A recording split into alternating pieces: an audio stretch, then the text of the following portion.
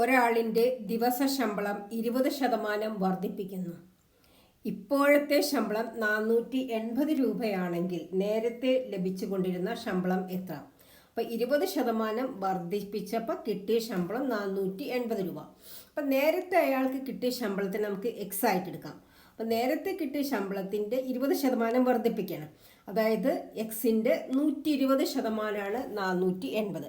അപ്പം നമുക്കതിനെ എഴുതാം 120% ഓഫ് എക്സിൻ്റെ 120%ആണ് 480. ഓക്കെ, 120/100 120%ന് എങ്ങനെ എഴുതാം? Into x is equal to 480. നമുക്ക് ഈ 0 എങ്ങനെ ക്യാൻസൽ ചെയ്യാം? അപ്പോൾ 12 × x 12x is equal to ഈ 10 നമുക്ക് റൈറ്റ് സൈഡിലേക്ക് എടുക്കാം. 480 × 10 x is equal to 480 × 10 divided by 12. 48-ൽ 4 പ്രാവശ്യമാണ് പോവുക. അപ്പോൾ 4 പിന്നെ ആ 0 ഇങ്ങനെ ഇടുക. 40 × 10 ഇസ് ഈക്വൽ ടു 400 rupees.